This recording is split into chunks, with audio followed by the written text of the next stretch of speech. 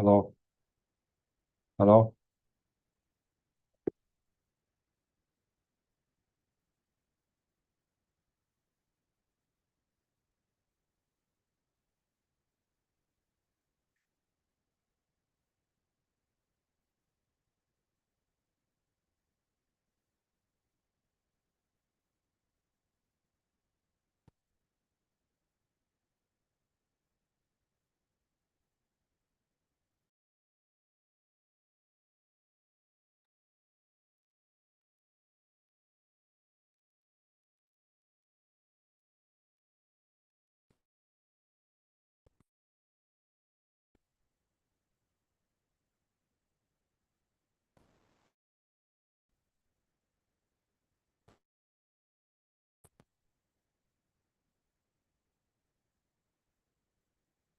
hello,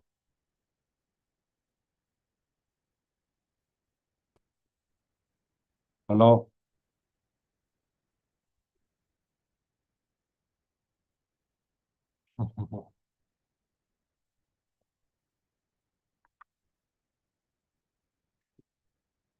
Hi,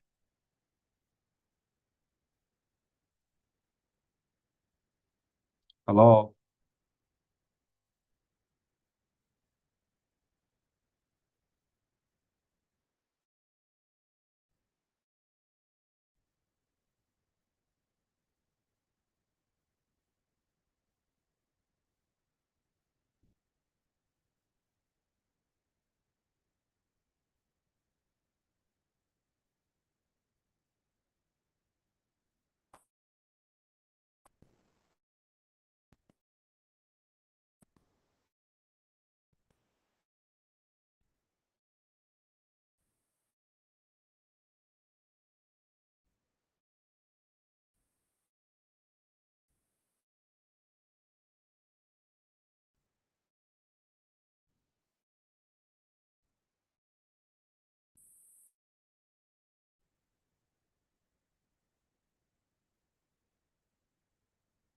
hello,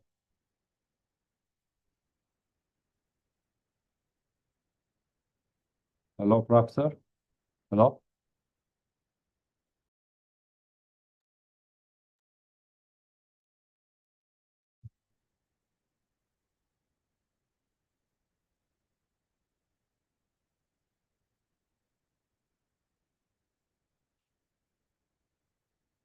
hello.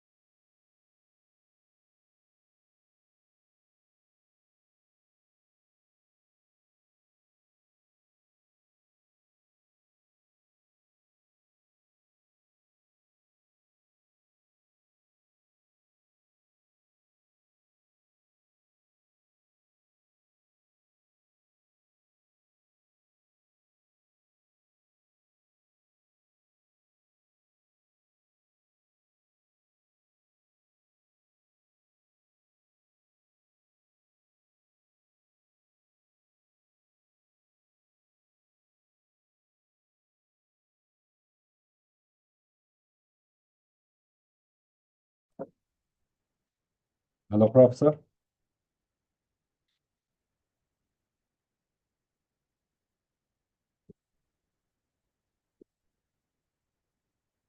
Hello.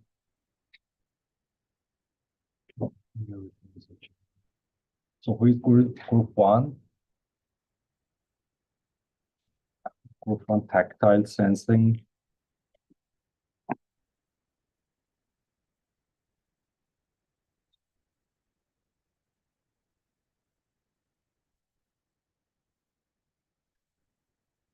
So how about group two?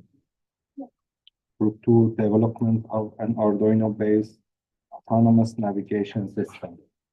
So you can start your presentation. Yeah, you can start now.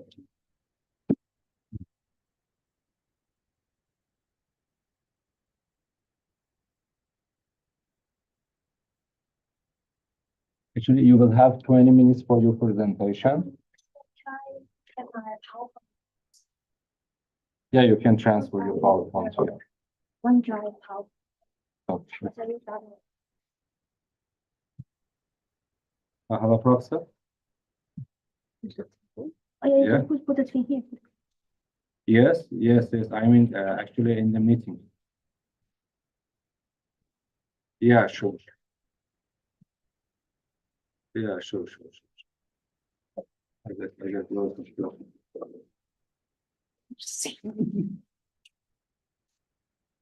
Can we upload the file? Yeah, sure.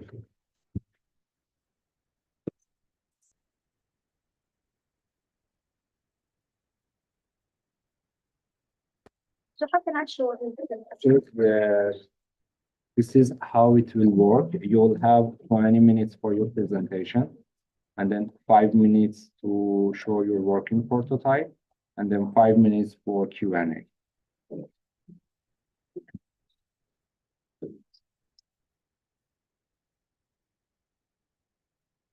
Five minutes for the working prototype. Yeah, actually, you can, if you want to show your working prototype more, you can reduce your presentation time. Oh, okay. But it is not necessary. No, but for actually, working prototype is compulsory and it's mandatory. We bring it here, but we didn't prepare for making it functions. Right? No, it should function right now. 这个现在可以开吗？我们有带电脑过来啊。In the group one now. 係啊， Group two. Oh, can I say? Just take away.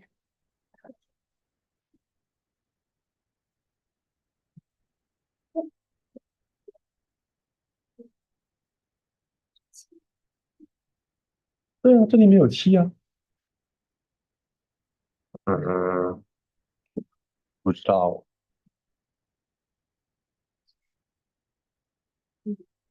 For those who just came, you will have 20 minutes for presentation, 5 minutes for demonstration of your working prototype, and then 5 minutes for Q&A. If you want more time to show your working prototype, you can reduce it.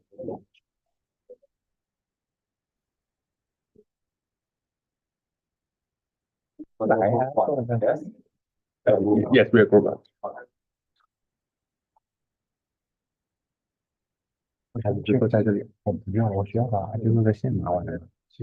你需要哦？你需要吗？你觉得？我不知道，他不是说要你连是吗？也行，电脑可以吗？就是在办公，就是有个 Arduino 的程序嘛。我没有，在那个是在那个电脑，不是在共享文件夹里面有一个，我去拿个线过来呢。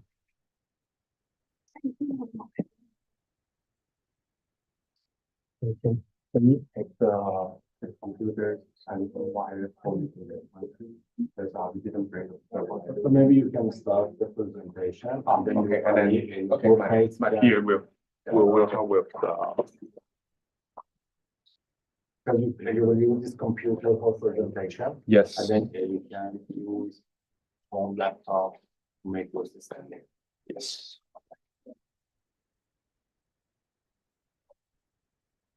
So, hello. I think it's working. Good. So do we need to turn the camera face to me?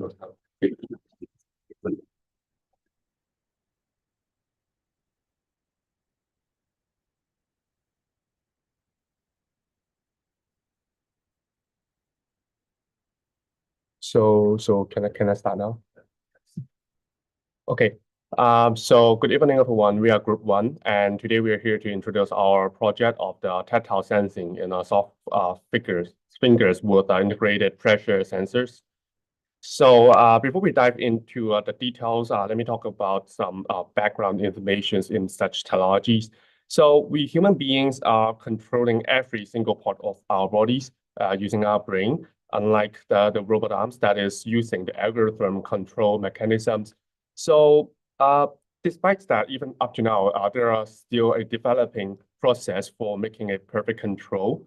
That part would be more like to solve the software improvement part. So we will stick to the hardware part about how to sense the data about surroundings by the touching.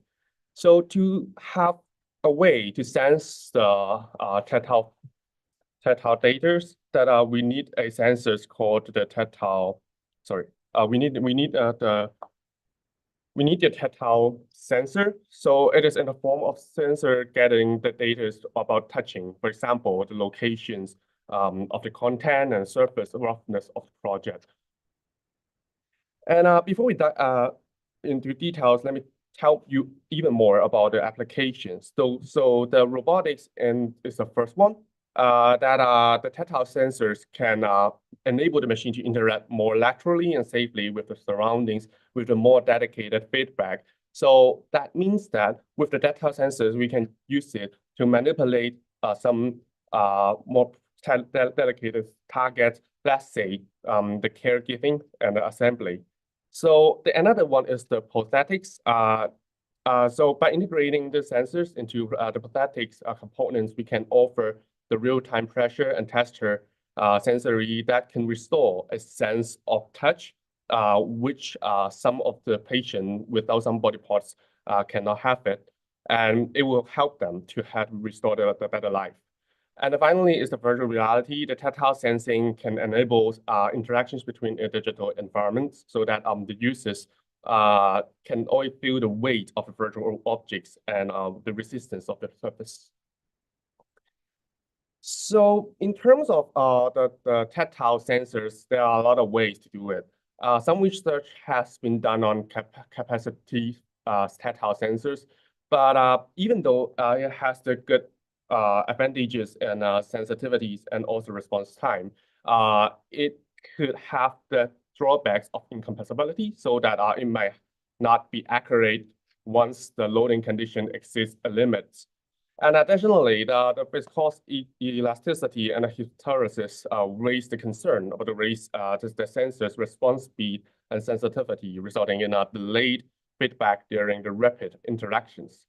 And the last one is that it is prone to be influenced by the electromagnetic noise that is making it not reliable. So other than the capacitivity one, we also have something called piezoresistive tactile sensor. But again, this one has a very narrow dynamic range, so it is impossible to detect the smaller or larger pressures. And one more is the fission-based tactile sensors. It has good advantages and good resolutions, but most likely it is so small in size. So this is not good for the real applications. But there are some more forms. But in general, the air pressure one stands out compared to the other sensing principle is that it has a high sensitivity, short response time, insensitive to the surroundings factors, and it has a large sensing dynamic range and area. And the more important is that it is flexible and cheap. So with these kind of advantages, we would choose this for the project. So here shows you is a silhouette of our sensing device. This is just the fingertips. So we mimic the shape of our real human fingers that the touching part is actually have a certain curvature. And this is where equipped with the tactile sensings and for the gripping. So the overall structure is made of the TPU, which is a material known for its toughness and also the softness. So it allows the fingertip to adapt and deform seamlessly to the shape of the gripping objects and also quickly installed after release. And one more is that the TPU is chemically stable, so it has advantages to ensure the safety in human interactions and also making it promoting the durabilities. So to achieve the tactile sensing functions, we use the sensors and put it into the fingertips. There are some platforms and there is a partitions to keep the chambers isolated. And the pressure sensor that we use here as shown on the slides, which is the BMP280. It is chosen for its wide operation range for pressure of from 300 to 1,100 hectopascal.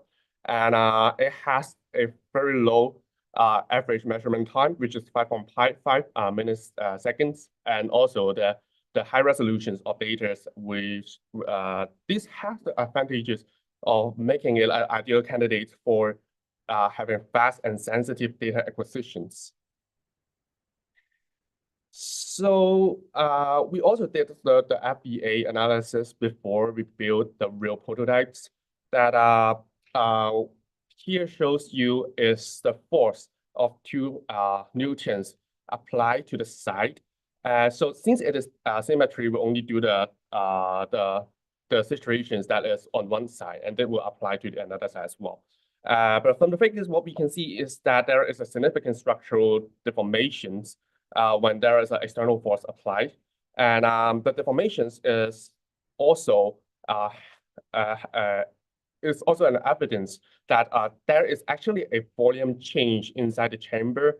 In this case, it means that the air pressure inside the sealed chamber will be increased. From this response, we can use the pressure sensors to get what exactly is the locations of the touching, and also what is the force magnitudes. The another case is that when the force is applied in the middle of the fingertips.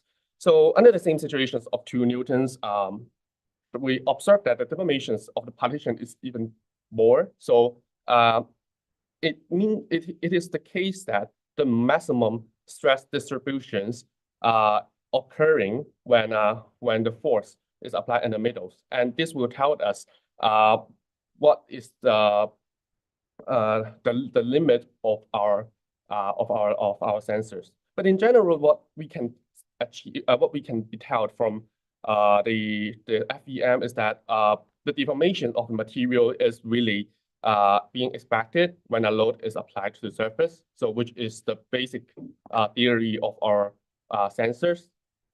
So next is about the fabrications. The fabrications, the entire structure has 2 things. The first thing is the fingertips with the sensing tactile sensing functions. The another one is the robot arms. So to begin with, the fingertips that is using 3D printed methodologies, and then following by the integrations of the sensors into the tips. And next, we will apply a seal, a film of the sealing adhesive, so as to prevent the air from leaking out from the sensors. That is the sensing target of our sensors. And lastly is that once we have the tip, the fingertip, that we can assemble it into the robot arms, so as to have the functions of grippings.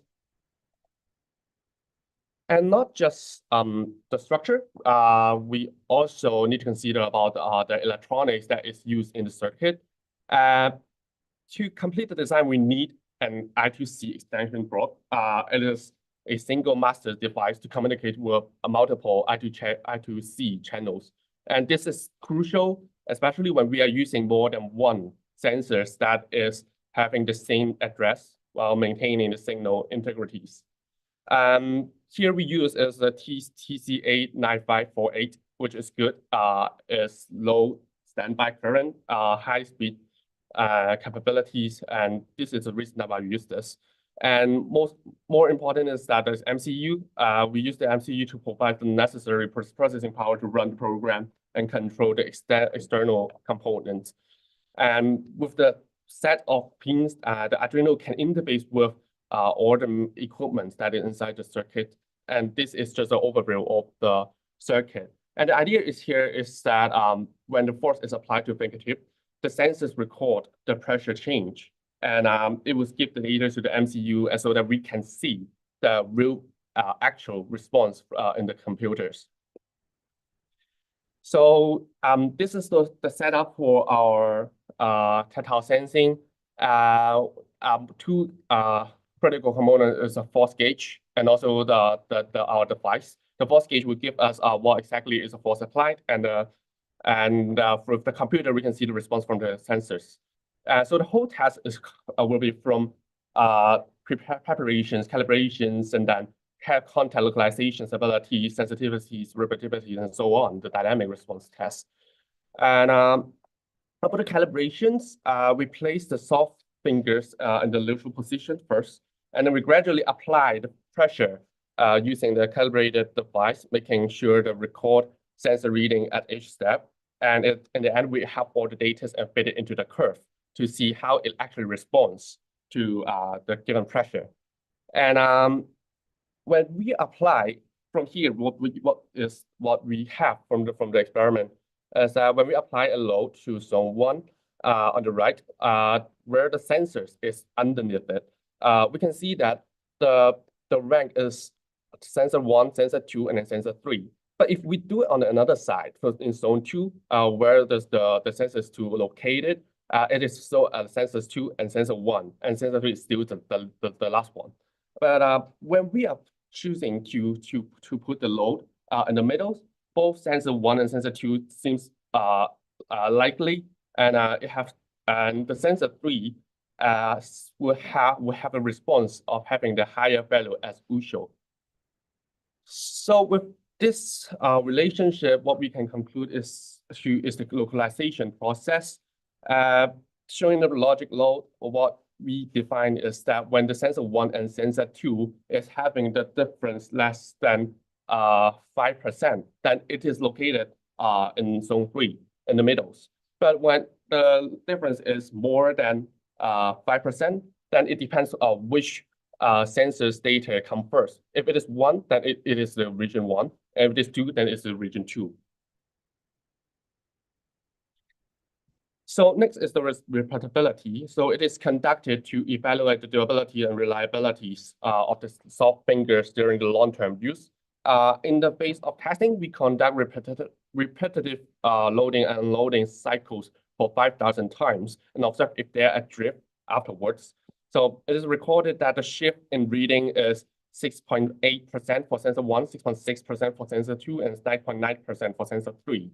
And this findings has a strong indicates that our sensors has a strong stabilities and repeatabilities of the sensors, and it is rigid and robust enough.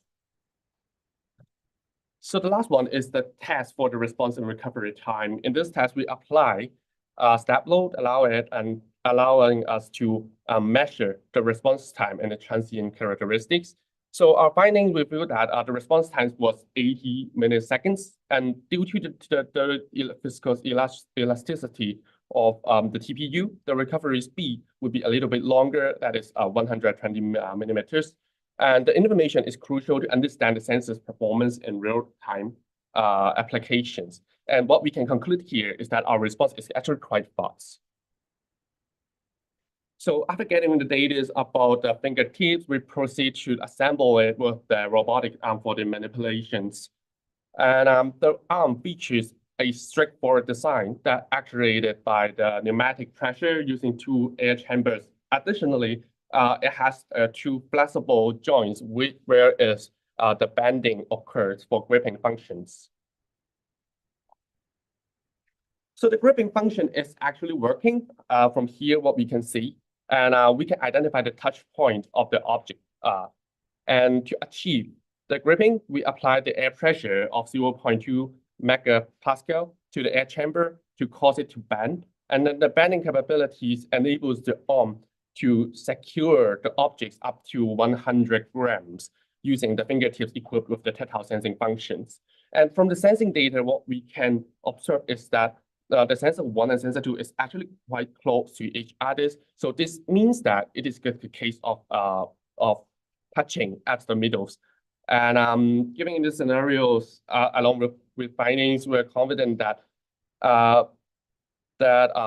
it is right there. And also with further processing of the data, it is estimated that the gripping force will be around 1 Newton. So in conclusion, we have successfully designed a soft fingers capable of detecting pressure across the surface, integrating pressure sensors for real-time tactile sensing.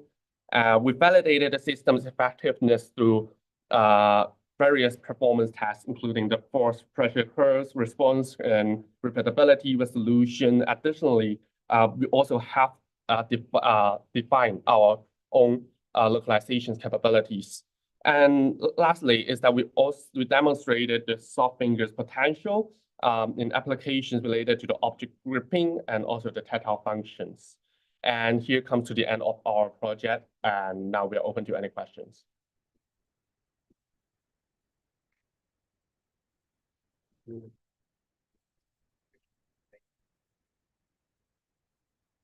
Is over there. My roommate just take the. Maybe you can keep there and just turn the camera. So OK， 可以放大一点，没有这个拍不到。我帮你拿着，我帮你。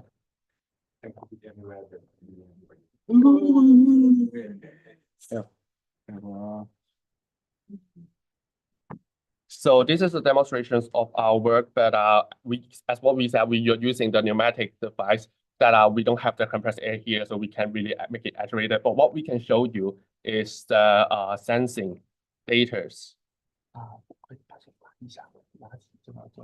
Okay, wait a minute. I will show you the. So can you see? Maybe turn side. I don't know. Just wait a minute. Oh, okay. Sorry.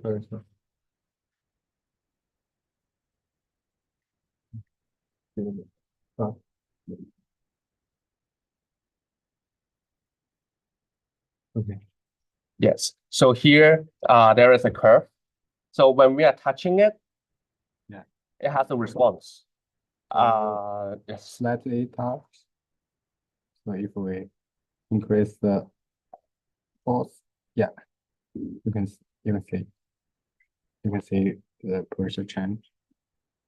It's quite obvious.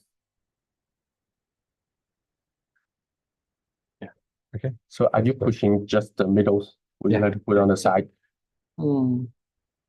Yes. So this is the reactions when you put it on the side. So you can see the difference when in the middle, so far in the side. Yeah. So the green one is larger than the. The blue one is larger than the green one. So if we put in the middle, they are almost the same. So for actuation, you use compressed air. Yes, pneumatics. Coming from here. Okay. Yeah, just in this way. Okay. Great. So any question? Okay.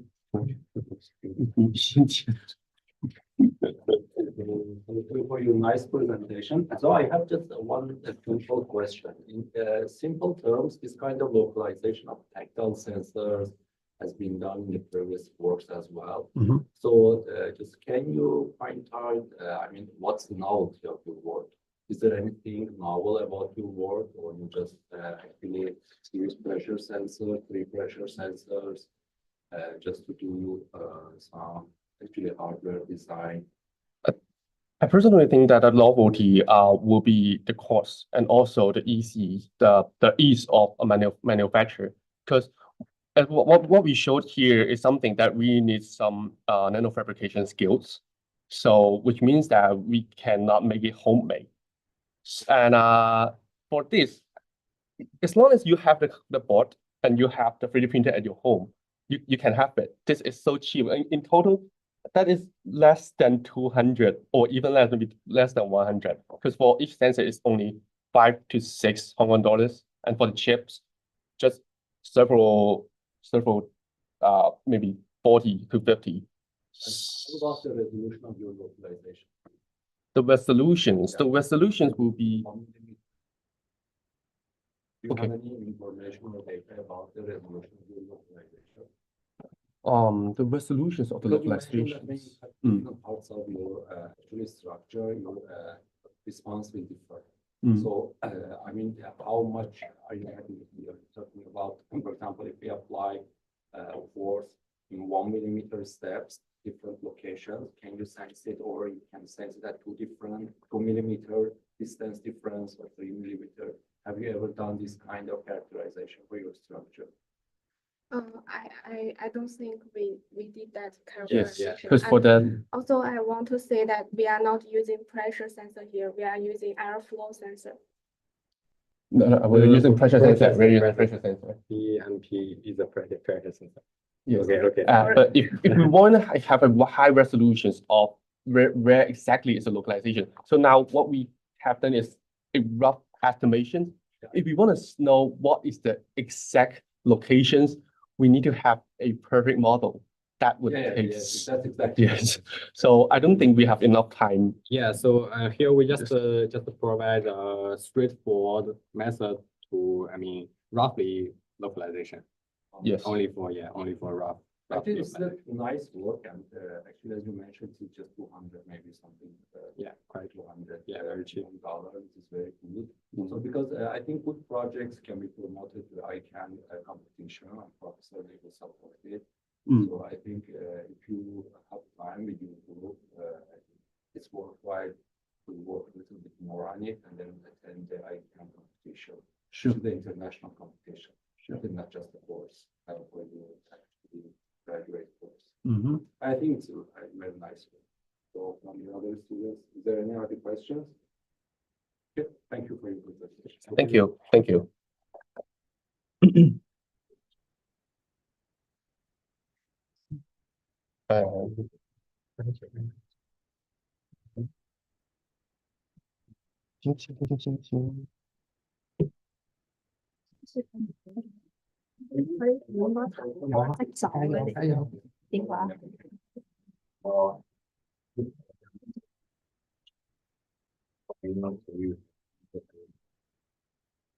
Why don't you put there? Yeah, it's up to you.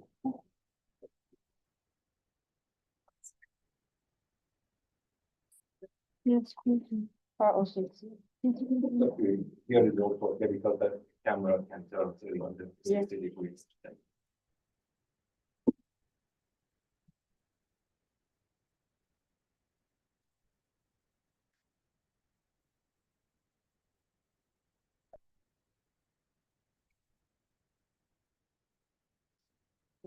Yes. Two. Maybe it's two.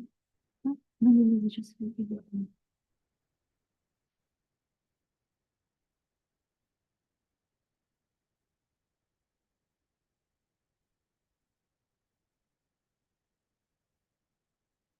you please check whether the share screen is still active?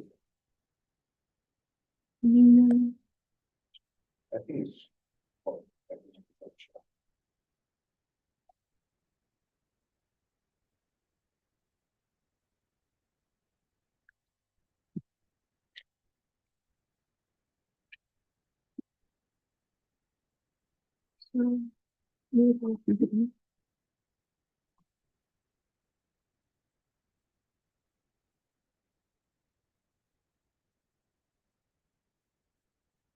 Okay. So hello everyone, we're group 2 and we'll be presenting our Arduino-based autonomous navigation system. So I'm Paula and I will present with Nicole.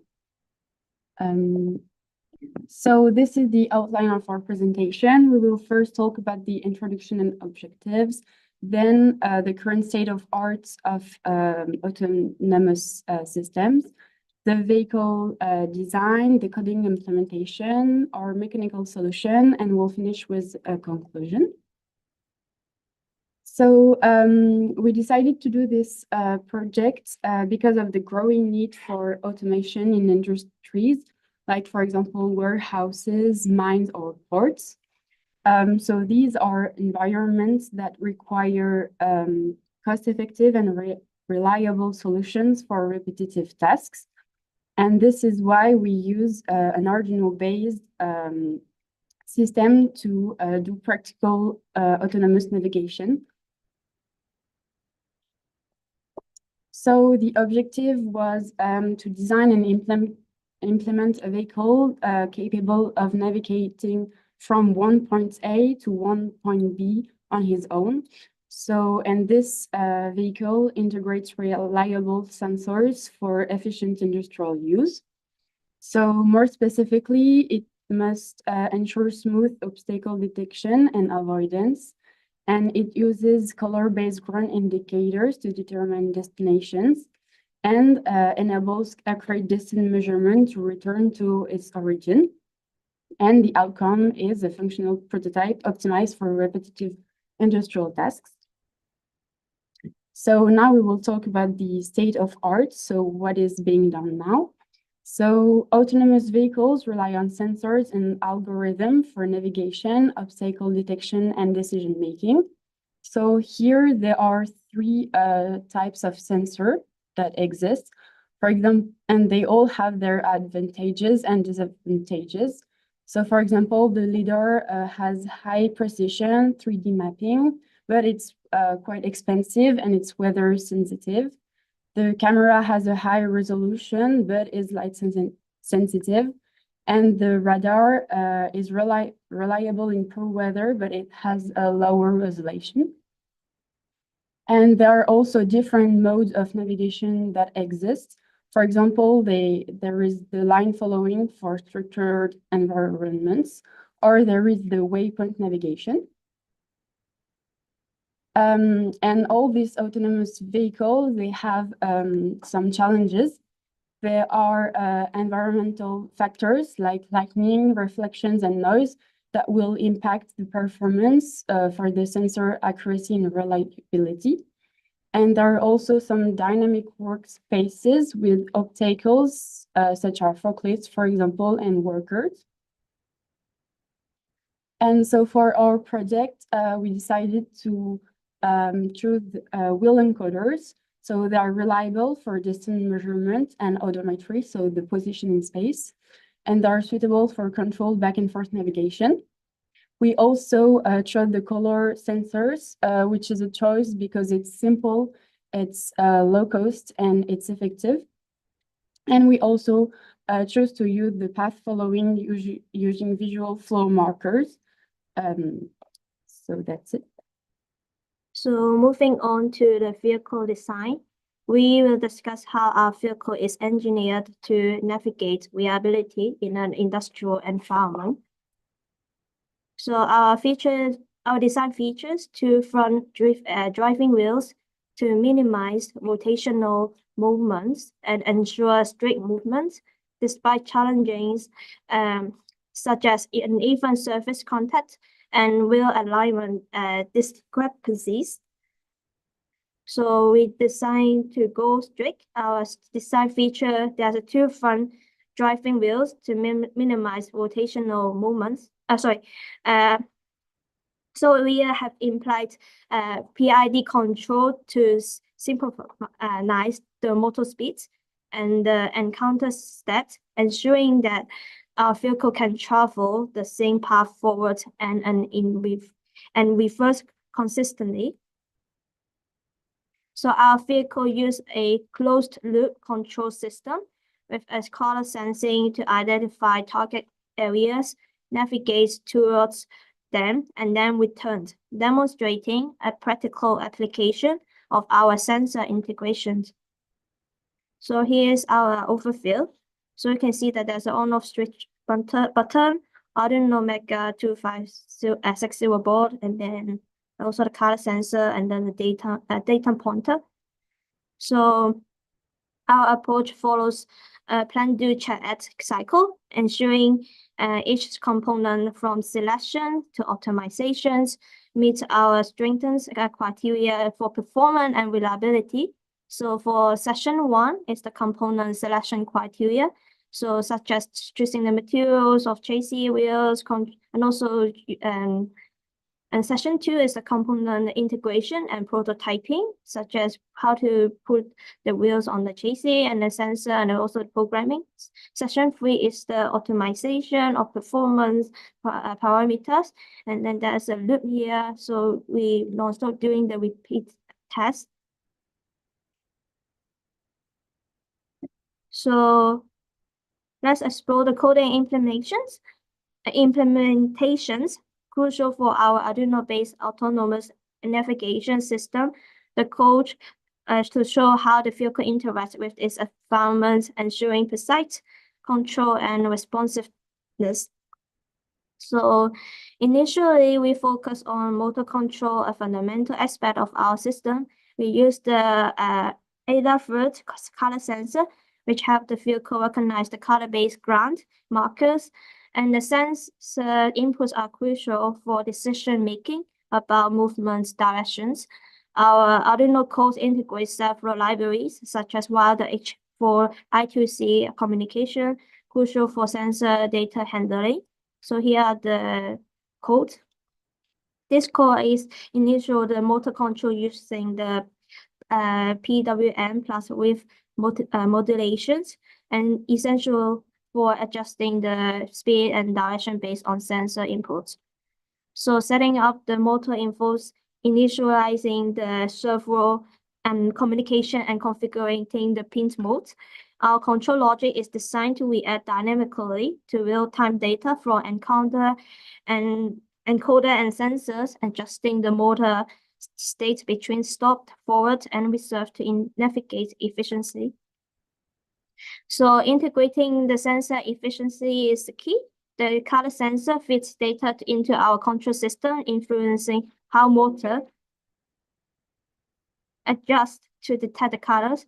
So here's the PID control fine-tune motor response based on feedback, ensuring precise positioning and navigation. So traditional mechanical solution, our design address several challenges, including maintaining a strict trajectory and also managing the dynamic problem. So in testing, our vehicle cannot go in the straight line. So we conduct an extensive testing to identify whether the wheels alignment or other mechanical issues were at play. Aligning the wheels closely and accuracy was the crucial to ensuring the vehicle navigated straight. So I can show you the photo.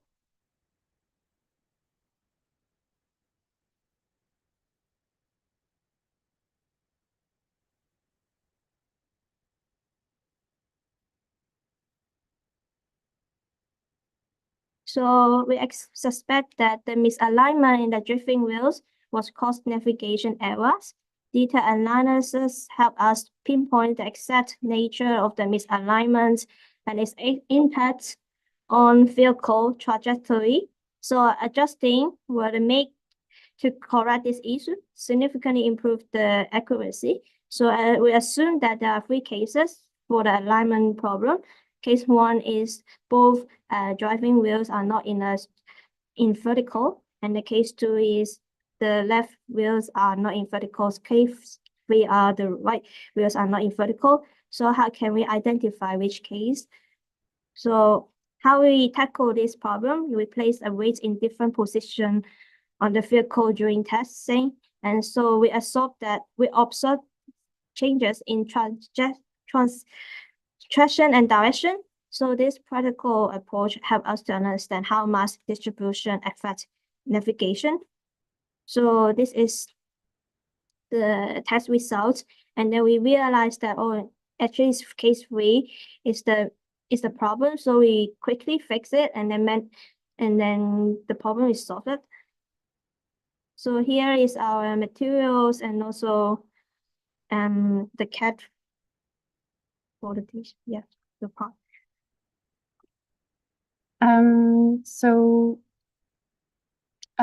During this project, we focused on integrating software and mechanical aspects. And our main challenge was that there was a persistent navigation deviation. It was very difficult for us at the beginning because we thought that our code was the problem, but we discovered that the deviation issues were mechanical and not software-based. So our effective solution was to adjust the wheel alignment and the weight distribution. So it was a mechanical problem, not a software one. And we could achieve precise and reliable navigation. So we discovered that mechanical adjustments were crucial for autonomous vehicle precision, and that engineers need a comprehensive understanding of both software and hardware. Because of the lack of time we have, we thought of some recommendations for further work. So first, we could enhance the sensor integration and the data fusion.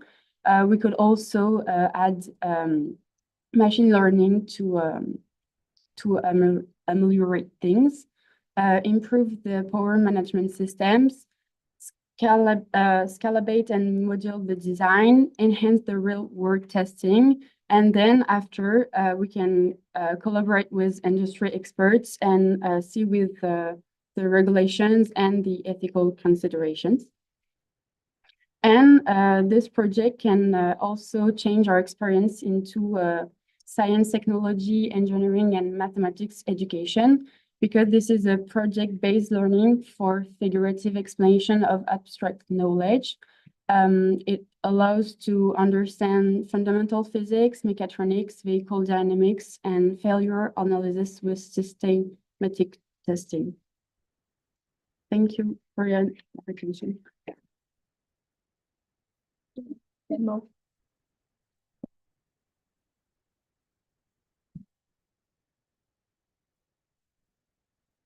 I think it's maybe we can move the table.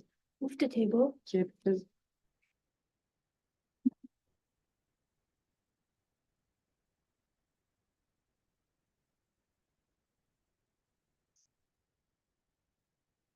not really.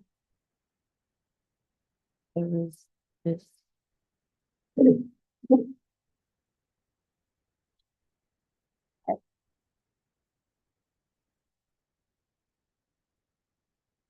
Yeah, better.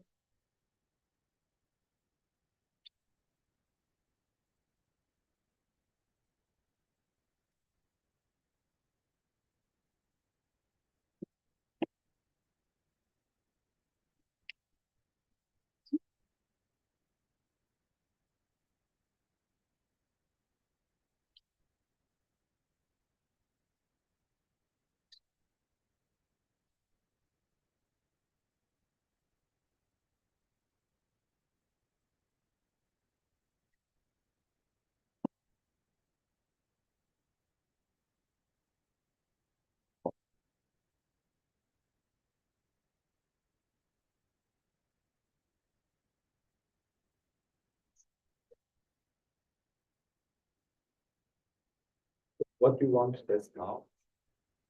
That's the sensitivity of the class. And I mean the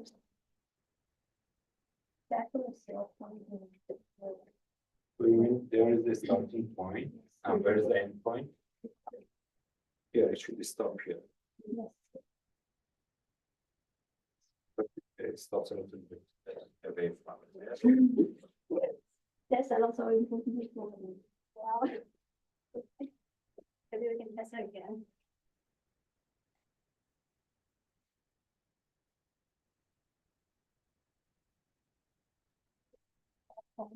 So the start continuously.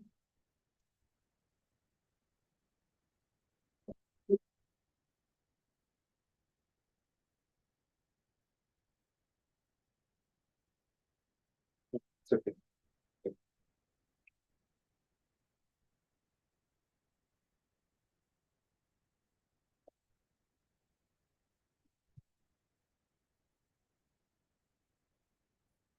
Let's see that. So have you considered about the curve actually path? How will your actually structure will react? Actually, Like there so the is a next curve one path, is or you're just designed for a straight, it's a strict path. not just a straight. Next. Yeah, for now, with now. the limited time.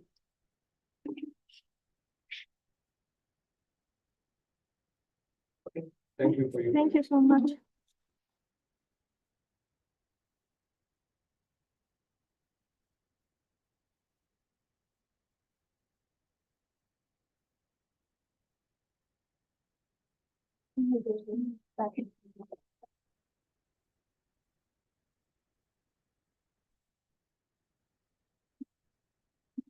No, yeah, I have to get, wait a second.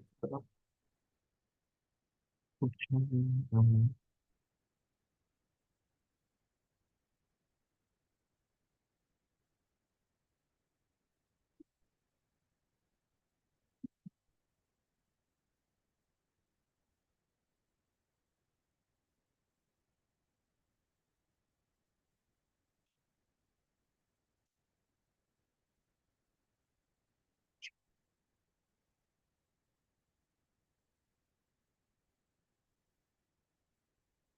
let me stop share the screen and then new here.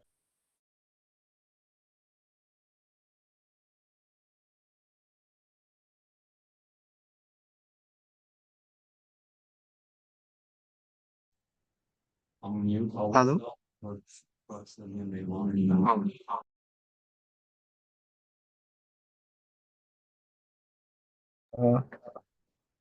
Share screen or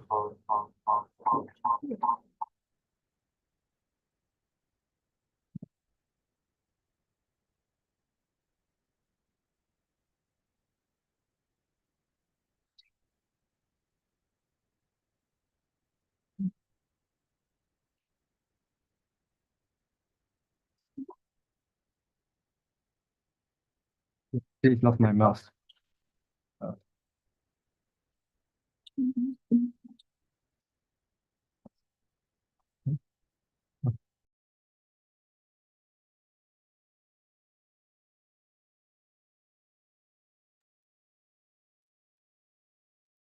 Okay.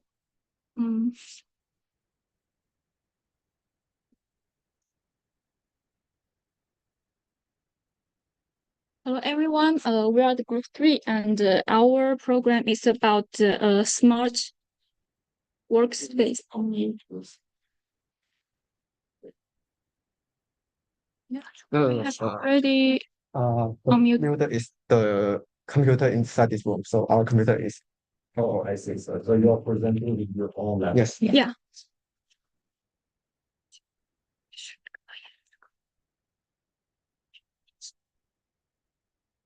Let's go. Okay, we are the group 3, and our program is about the smart workspace. This is our teammates. My name is Qing, and this is Max, Max, and Xi. Yeah. So start from our background. Because we are not before this class, we are not familiar with the maps and also the Arduino. All of us are trying to figure out what can we do with the Arduino. So the first thing come to our mind is that we want to use the Arduino to do a smart workspace, which means that, for example, we want an comfortable environment when we are working, and also we wanted to make some function. For example, we always sitting for a really long time, and we forgot to stand up to take a rest. So we want to have the function that when we're sitting there for a really long time, and then the sensor will counting the time, and then after 1 hour, it will remind you to stand up and to have a rest or something like that.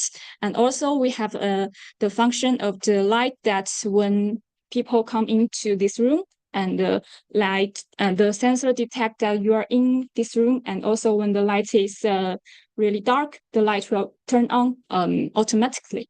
Also, we have a function of the humidity and the temperature sensor to automatically adjust the humidity and the temperature in this room. Besides of that, we are trying to input some AI part to our whole program. So we try to collect the data from our daily use, and then we can use the AI to train the model, and then we can got the most comfortable environment that we want. So here is we are all totally using the Arduino kit from the kit that Professor Lee gives us. So the next part, I will let our teammate to introduce the details of our several parts. Okay, our first part is about the environment detection. Since, as we all know, maintaining a comfortable working space is very important for us, since it can enhance our focus and also the creativity. So we have used the temperature and the humidity sensors to detect the environmental situation around us. And on the left is the overall view of our circuit connection, and here is our temperature and humidity part, and we have used the RGB light to indicate whether our surroundings is comfort or not. And here is the temperature and humidity sensor. When the temperature is too high or the humidity is too high or too low, the sensor will output some information and let the pin 11 at a high level. So the RGB light will turn red, and if the surroundings becomes normal, which is the comfort state, and then the pin 11 will set at low level and the pin 8 will set at high level. So the RGB light can be turned at a green color, which means these surroundings is suitable for the users to live or to work. And next step is the light and room occupants. So despite the environmental temperature and the humidity, we all of us will think the light is very vital role in our workspace. And also we want to promote energy conservation. So we aim to use the Arduino to control the light when we need this light, when the environment is dark and when we are in the workspace. So that is what we do. We use this system, use the sensors to detect occupancy and ambient light levels, ensuring that the lights are only on when needed. And here, this part is all for the light control. And the detailed picture is here. We use this one, the photoresistor. This is like the first switch, because only when it is dark, the photoresistor will have a lower resist and let the electric in. Then the next switch is the IR sensor. Only when it is dark, the first switch is on, and then the IR sensor finds there is someone in front of it, and then the second switch is also on. Or after this, the LED will lighten. And if only it is dark, or it only is have some people in front of the IR sensor, the LED will not have the light. Also, the sitting for long periods can lead to poor posture, which may result in back pain, neck strain, and other issues. I have these issues now, and maybe when you listen to this part, you can stand up or just straighten your muscles. And actually, people are suggest that when walk for 25 to 30 minutes, and then they can take a 5-minute break. So we hope we can realize this function simply. Here, we only use two things. One is the bottom. It is just like our seat, because when you sit on the seat, you give a press on the seat. So we use the bottom to simulate the seat. And when you sit on it, you press it. After you press it for a set time, for example, we can set 1 second for simulation, and we can set 30 minutes in real life. Then the LED will be turned on to remind you that you should stand up. Okay, so hello, my name is Malis, and I'm going to talk about the AI part in this project. So basically, in this smart workspace system is a modular system, which is you can integrate different sensor and actuator to collect the data from the environment, and also use different actuator to control the control your environment, such as the temperature, the light level, and the humidity. So how are we going to implement AI in our project? So basically, the Arduino acts as a data collect center and also the controller for different actuator. So you can see the green arrow here represent the data that collect from the environment. And then we use serial communication because we do not have Bluetooth and we don't have Wi-Fi. So basically, we use a serial cable to connect to the Arduino to our computer. So after collect this environment data, we will save it to a log. So we have a loading data. So once we have enough loading data, we will train the user model with the user interaction. So what is user interaction? So user interaction means that user not satisfied with the its surrounding environment. For example, if its fire is too hot, it can control the environment by turning down the target temperature. So in our computer, we designed a human user interface for controlling the target variable, such that the Arduino can control the actuator. So here is the user interface. So at the top part is used for connecting the Arduino board, and the middle part is system logs, which showing the information that's what is doing and what is receiving. And the middle part here is the user control. Basically, you can control what's your what your desired temperature, what's your desired light level, and how long you want to sit, and something like that. And the bottom part is just a port of all the sensing data. So about the AI model, because we are doing a real-time evaluation, so basically we cannot have a very deep model. We have to make it lightweight. So basically, we have 10 fully connected layer with valued activation. So the inputs of this model is the sensing data from the Arduino board. So we are not only using a one-frame data, we are using a series of data from within 10 minutes. So the input is a 10 minutes environment data, and the output will be a prediction of the human interaction.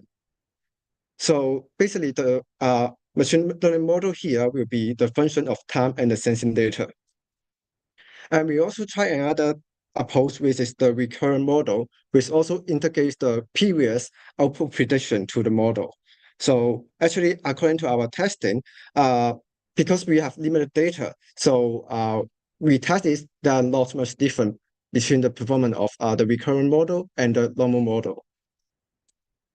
So yes, because we have limited time for this project, and we cannot like open this system for 24 hours to collect the data.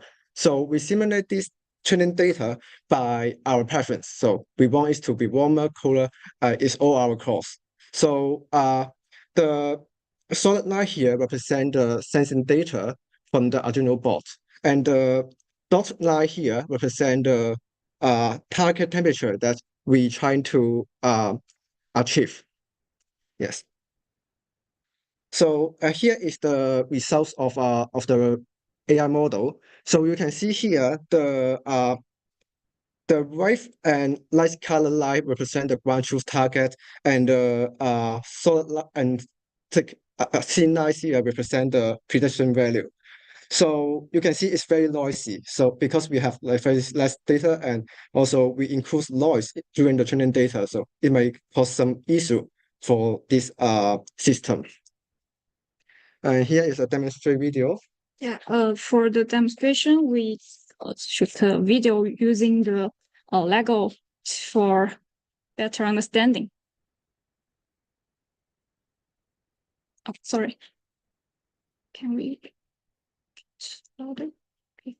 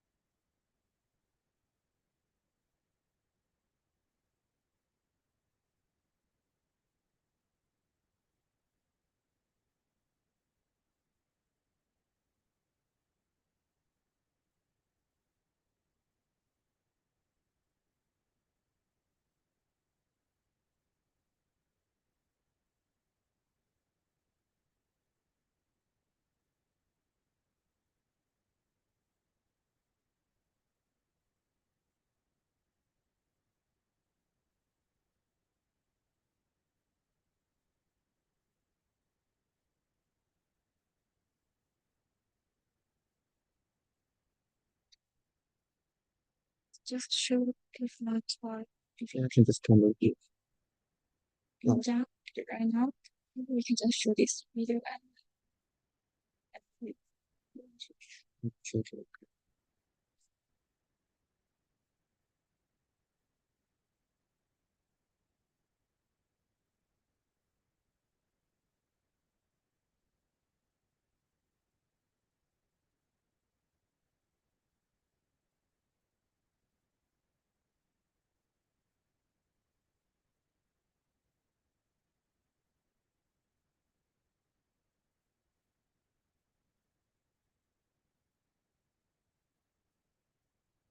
show the presentation.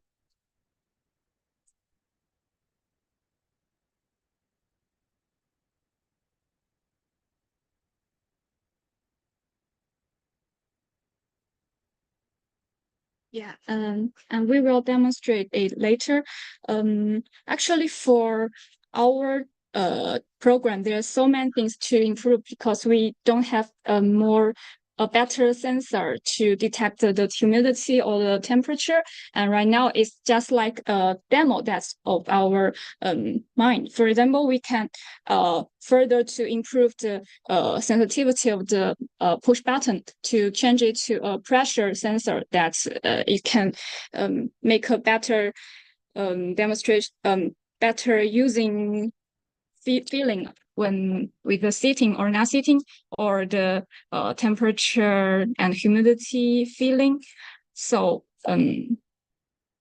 so we have so many parts to improve for every part, and right now we want to show the function of this one.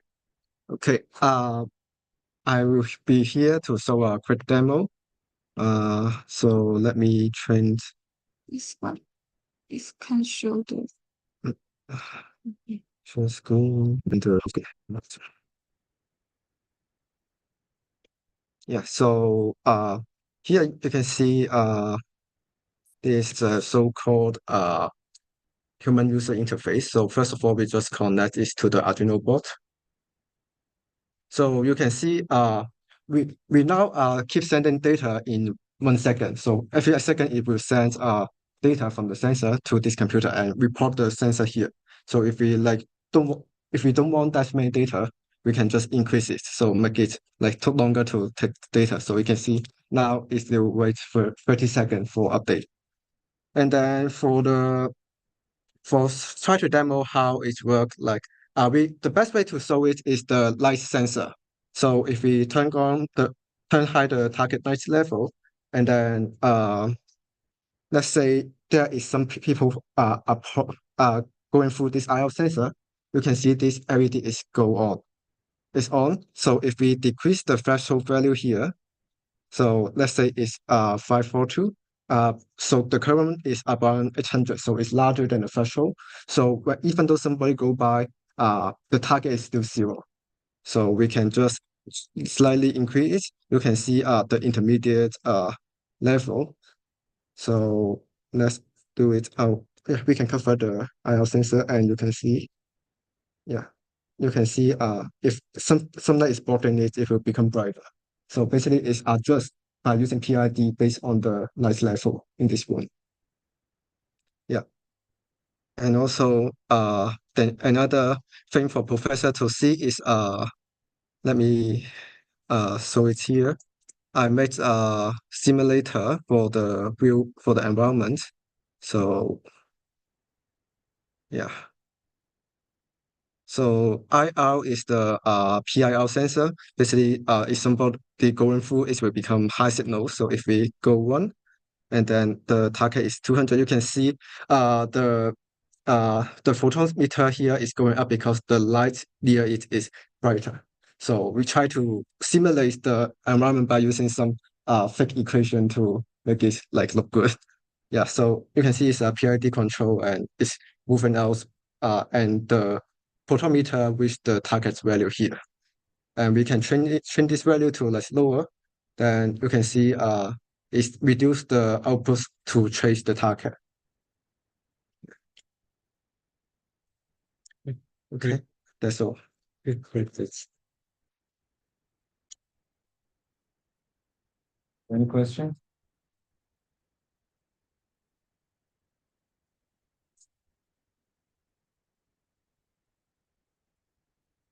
So do you have any standard about when you're talking about being comfort? Have you mentioned about just if you all in what is called? I use my intuition by itself. But you know there are some commercially available standards. Okay. You can refer to them, use them there. Okay, sure. Internationally available. Good, thank you. Thank you. Thank you. Well, the next.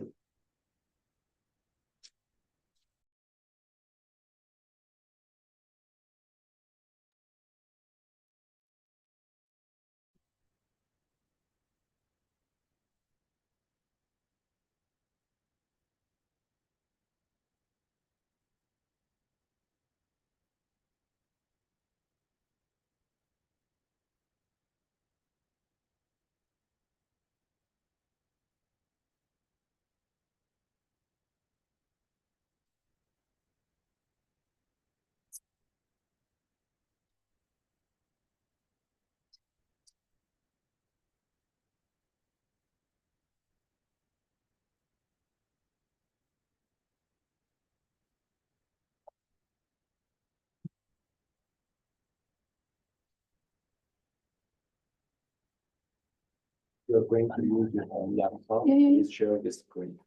Okay, how to connect this? Just join the Zoom meeting. Join Join the Zoom Oh, I meeting. share my screen. Yeah, and then share it.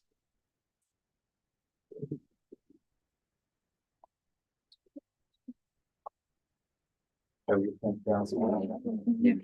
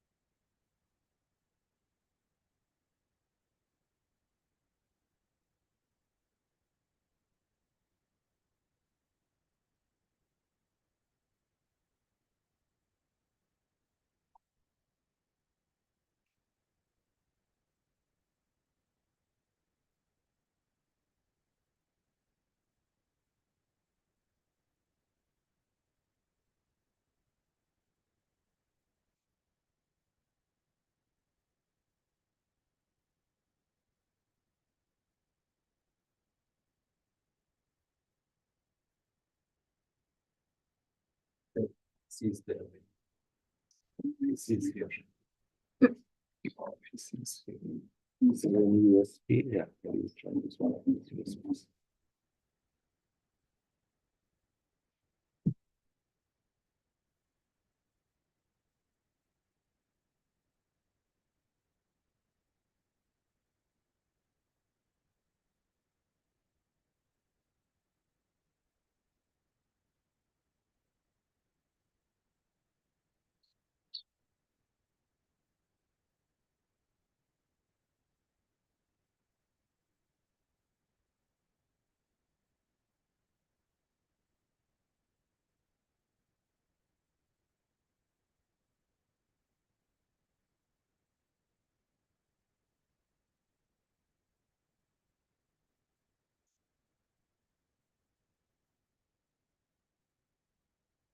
Hello everyone, we are group 4. My name is Yu Taogen, and they are my group mates. And our title for the presentation is application of MEMS sensors for environmental temperature and humidity monitoring in smart home appliances. Firstly, I will introduce the background. So what is smart home technology? Smart home technology is often referred to as home automation or domestics. It provides a homeowner security, comfort, convenience, and energy efficiency by allowing them to control smart devices, often by a smart home app on their smartphone or other networked device. In these three pictures here, we can see that there is always a smartphone or other networked device like our phone, and they play an important role in smart home appliances. The smart home systems often operate with the Internet of Things. They share consumer usage data and automate actions based on the homeowner's preferences.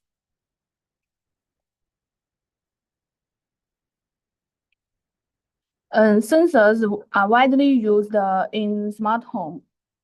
Here listed some sensors. The first one is the temperature and humidity sensor. It is often used to monitor the temperature and humidity of the house in real time. And our project also focuses mainly on this part, on the application of this temperature and humidity sensor in smart home. Besides, there are many other sensors that are widely used in smart home, such as the motion sensor. It is used to detect motion and alert homeowner with notification. And it is also used for other home automation, such as turn on light or alert alarm. As for the air quality sensor, it is used to monitor air quality and to take some necessary actions and alert about the level of pollution. Other sensors such as water and leak sensor, smoke sensor, and electricity usage sensor. So we'll know that sensors, they are widely used in the smart home appliances.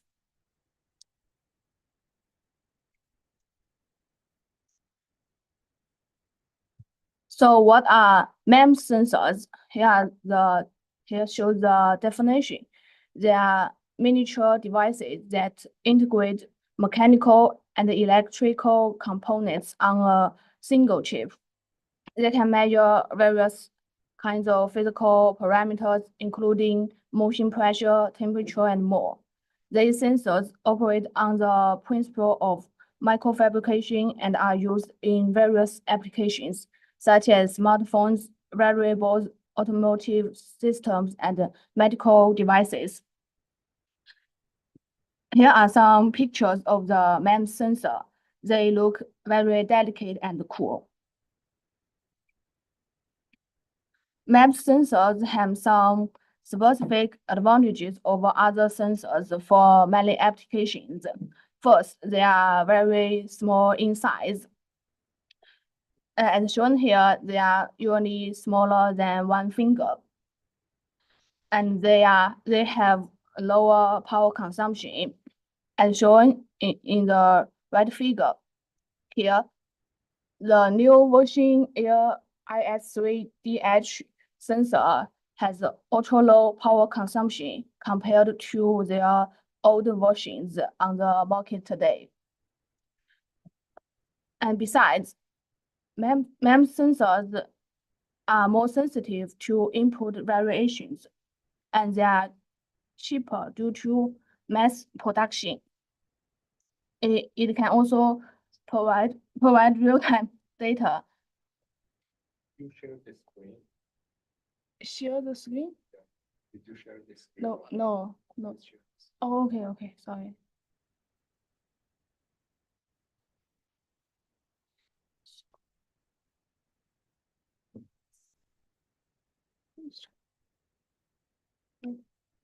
Okay.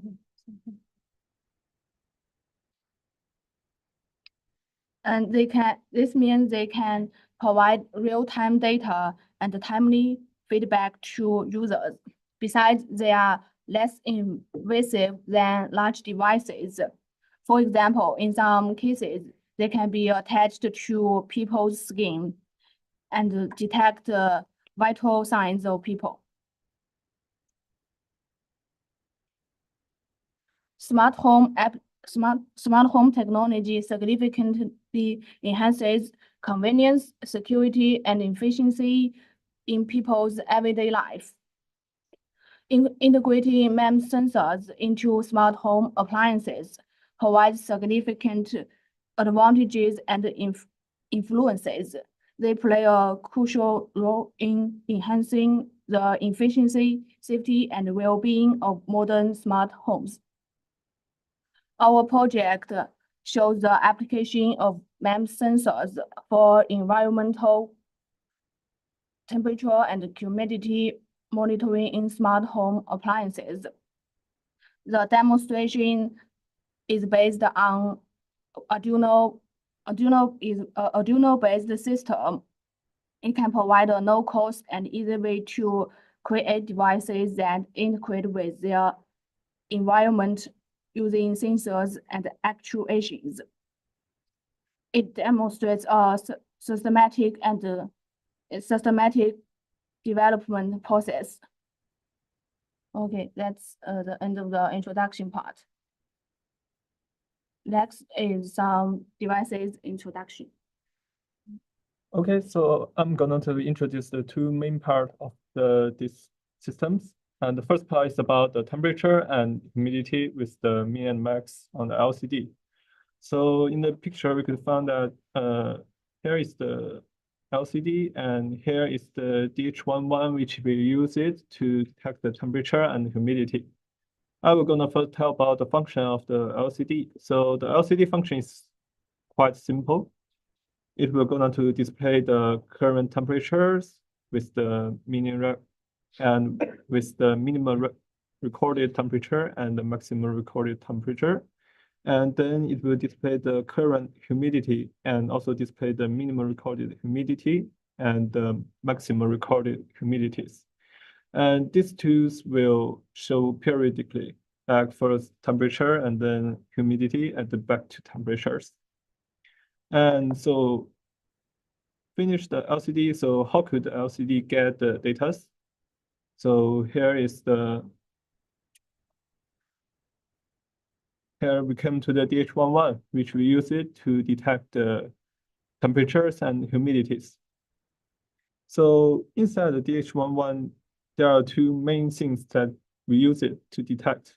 The first is a capacitive humidity sensor, and the second is a thermistors.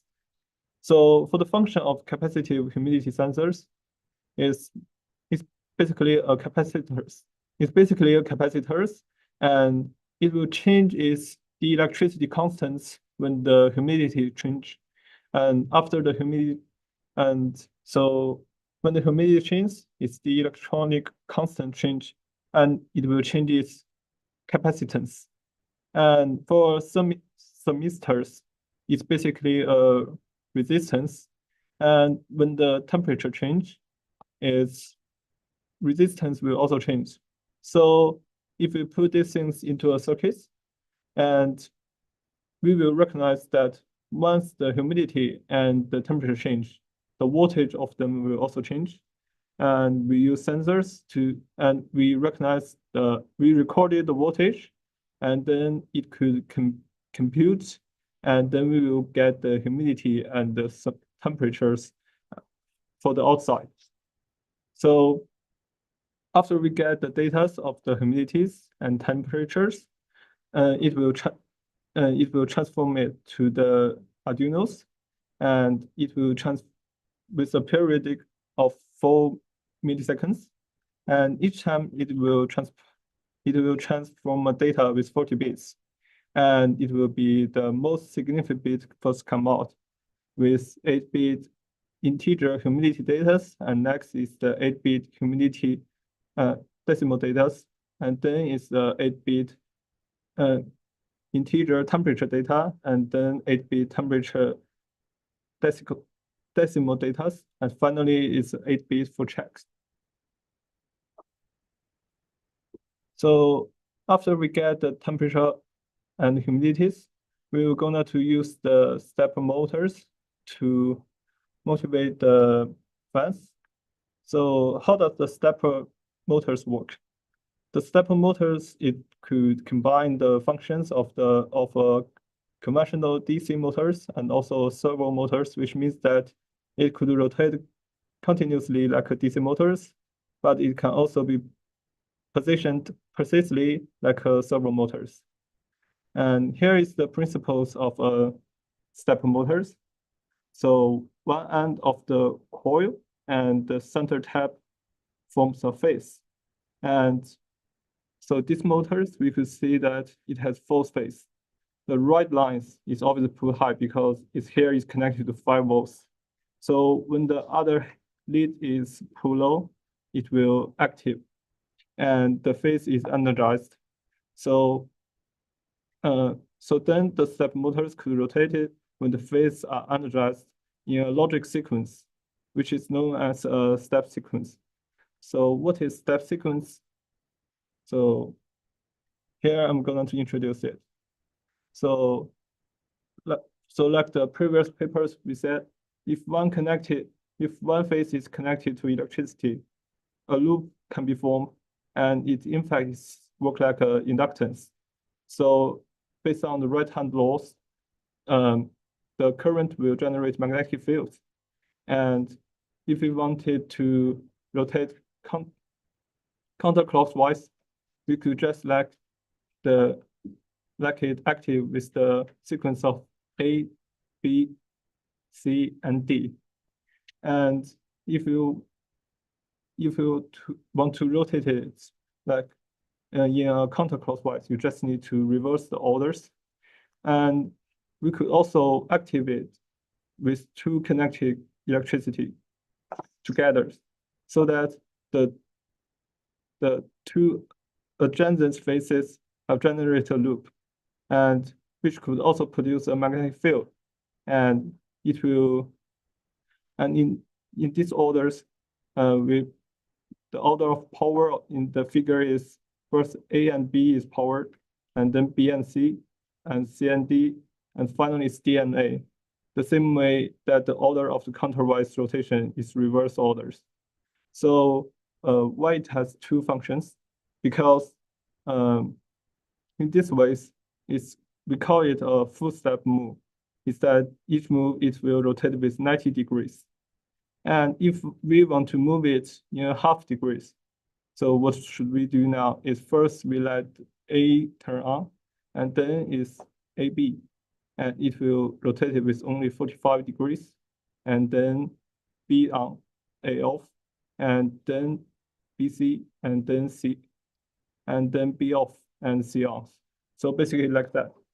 And here is all for the functions of the 2 parts we use. And thank you. Because we 3 in our groups do not have enough background knowledge on the electrical hardware as well as Arduino, so we just do some simple do a simple prototype of environmental monitoring applications. So the first our system can be divided into 2 parts. The first is about the sensing part. The sensing part mainly measures the temperature and the humidity with minimum and maximum readings on LCD. And this is the basic circuit of the sensing part.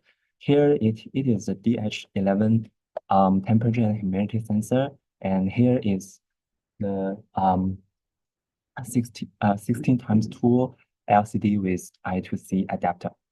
Okay, and and the screen is like this, and this is the temperature and the humidity in our experiment, and on the left side is the real-time temperature and humidity, and on the right side is the minimum and maximum readings in the history. So the other part is the actuation part. The actuation part is about the controlling the 28 BYJ 48 stepper motor with ULN 2003 the driver board as well as Arduino. And here is the basic circuits of the actuation part, and here is the driver board, the ULN 2003, and this is the stepper motor that we used. And here we use the external power supply because the stepper motor will consume a lot of energy during its operation, and it may produces some electrical noise on the power line. So, which will we think it will damage the Arduino board. So we use a external power supply, and then we use the stepper motor. The stepper motor is connected with a simple fan blades, which is really printed by the PLA material. So, and here is the integrated system, including sensing and actuation. And this is a program, the program, and this is the whole the integrated system. Here is the DH11 MEMS sensor and the LCD, and we use a 5 volts relay module to realize a function like if the temperature is greater than 20 or 25 degrees Celsius, then the stepper motor will rotate, and then the fan blades will rotate, and it can be seen as a prototype model of a air conditioner or a fan. Just so, and this is electrical power. This is the electrical power supply, and this is a video presentation of our integrated system. Here it is integrated. It is LCD, and this is the actuation part, and this is external power supply. Okay.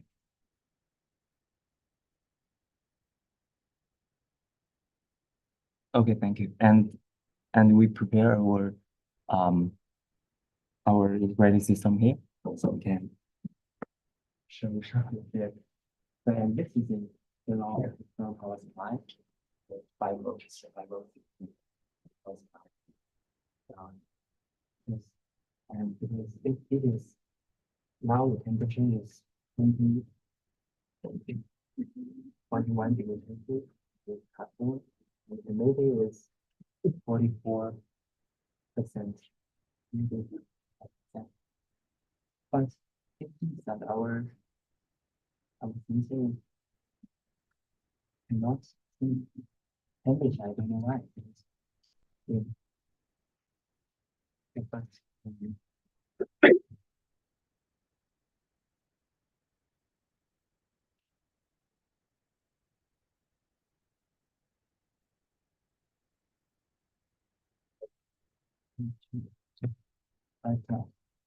so no, you can change the thread. Okay.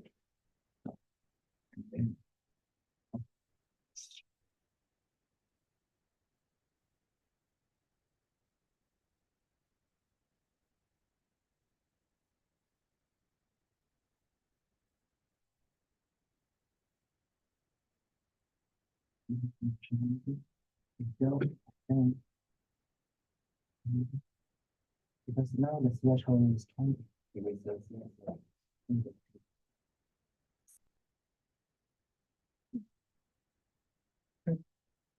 Good. Good. Thank you. Any questions from the students? The last two projects was quite similar. I think they could be integrated into a single project. So actually, our project have some condition.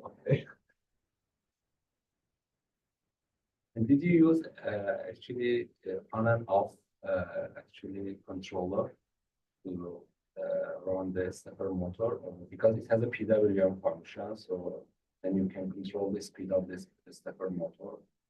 So did you use that one, for example, when the temperature difference between the target temperature and the present temperature is huge, then you can actually rotate the stepper motor at higher speed. You can use a PID controller, or you just use on and off. Yes, I think we should use that.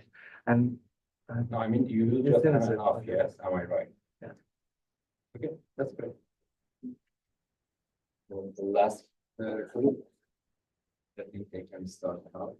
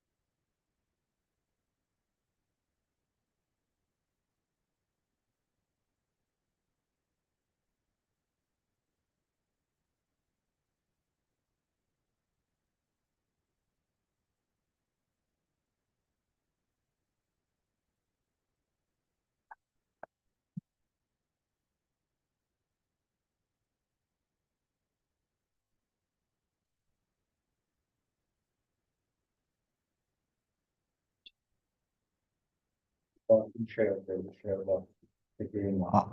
okay.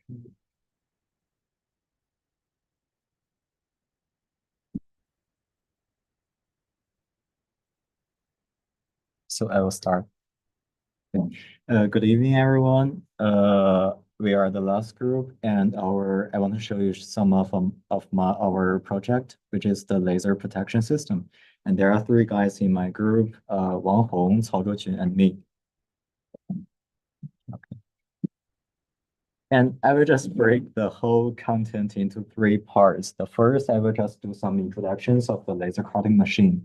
And second, I will just illustrate the designs of the system, including 4 sensors we used and other small components. And at the last, I will just make a brief conclusion. And first of all, I want to just display the introduction of the laser part.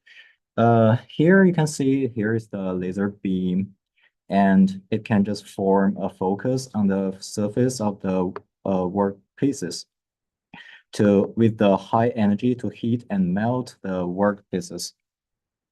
And the laser cutting machine with has the advantages of high precision, fast responses, and it is capable for multiple materials, such as the plastic materials, the metal, or just the polymers. And hence, as a result, it is widely used in automotive, aeronautics, biomedical, and manufacturing and other fields. However, the laser is kind of like dangerous. You have to protect yourself well. And here in HKUST, when the power is larger than 5 millivolts, which is classified to be class 3 or class 4. So we need to wear glasses or just develop a protection system like this one to protect you from the laser. And if you cannot use the laser properly, it may just cause the high hazard to make you blind or to burn your skin, or even cause a fire, which is the disaster in your lab or even in your office. So And we happen to have a laser cutting machine in our lab, so we developed the laser protection system. And here is the schematic diagram of the whole system. We use the Arclay board to build the shell and using some sensors and small components. And here we in all we used 8 small parts of the Arduino. And here are the 4 sensors: infrared, piezoelectric sensors, and other things. I will just introduce the details following. And first, the infrared piezoelectric sensors. And these sensors include the piezoelectric materials that can convert the absorbed heat energy. And here we just using the infrared radiation into electrical signals. And we're using this part like located here. We use this part to detect whether there's human beings around. And then the sensor is smoke sensor. Like imagine if you are using the laser cutting machine to cut some polymers, there will be some particles in the air. So we want to just detect the smoke, whether it is above or just below the value to alarm the people whether it is work properly. And the smoke sensor, inside the sensor, there is a heating element designed to keep the gas-sensitive materials at a certain high temperature, which can ensure it works well. And the conductivity of the gas-sensitive material increases with the concentration of contribution gases in the environment, and which is inner the box. Okay. Which is here to detect the smoke. And here we just did some simple calibration. And here the black lines represents the normal case of the laser working conditions. And the red part is some irregular cases. So we set the threshold between the 2 peaks of the black lines and the red lines. And the third sensor we used is the distance sensor. Like here, we use this sensor to detect whether the doors is open or just closed. And this sensor just can using infrared LEDs that can just emit infrared lights to detect the objects. And the final sensor we use is the UV sensor. And this sensor can just detect the ultraviolet lights like the UV lights. And which is just inner the box, just opposite to the smoke sensor. And in our system, the UV sensor and the smoke sensor reflects whether the laser is working or not. And also here we just do the calibration, and if the value is below 60, we can consume that the laser is not working. When the value is just above this threshold, like larger than 60, we assume that it is working. And here is the whole flow chart of our system. And next, there are 2 demonstrations. Yes, first, when you just press this button, this door will just open and closed. And if the laser cutting is not working and the door is open, reflex is normal, the light will be green. And when the laser is working, the lights will turn to yellow. And then this video will just a little bit longer. Okay, press the button, open the door, and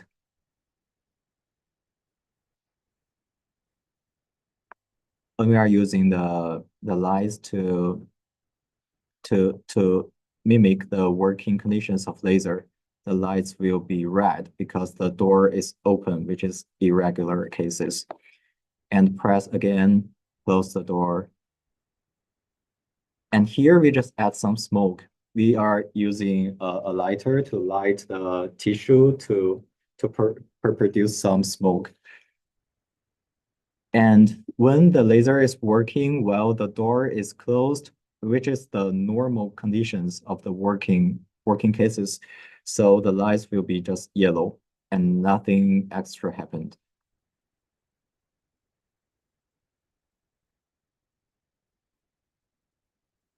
Yes, and when there's no smoke and UV lights, it'll be green.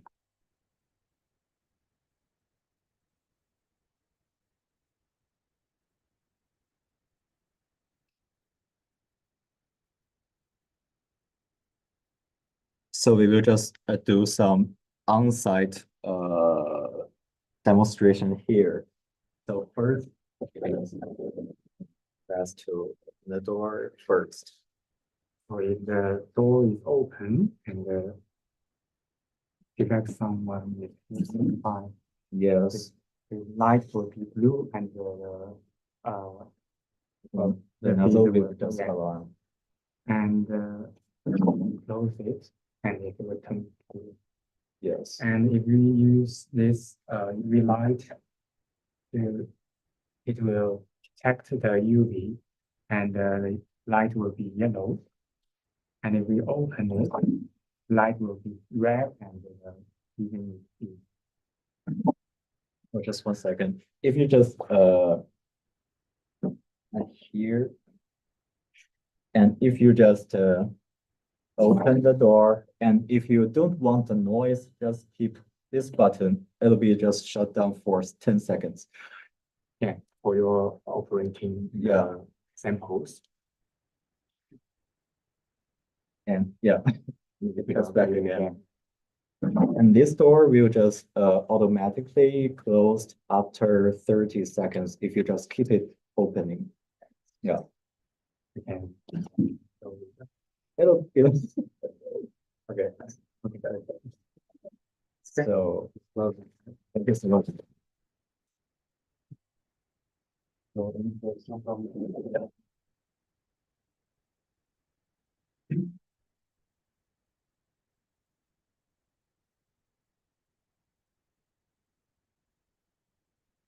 Have you ever considered just send your data on a PC or other smartphone? In that case, more user friendly. Yes. I will just develop it later, maybe. I think you mentioned Yeah. one of the sensors that you use to detect the door, either is open or closed. Yes. It's here. Yeah. What type of sensor did you use? Like the infrared No, sensor. it is not. I think it's ultrasound. Yeah. It's not infrared. something wrong with this picture is in fact the infrared red. What you showed here is ultrasound. Yes, the picture is wrong. Yeah, we'll check it. During your presentation, you showed the ultrasonic sensor. Yes, that picture is something wrong here. Actually, we use the red sensor. Okay. Yes. Look at here. Great. Nice. Yeah. Nice work. Thank you so much.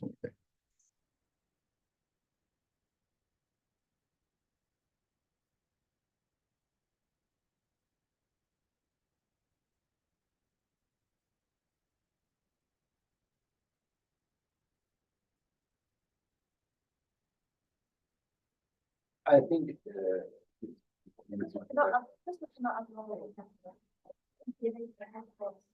I will inform him about this issue, but I think you can send him.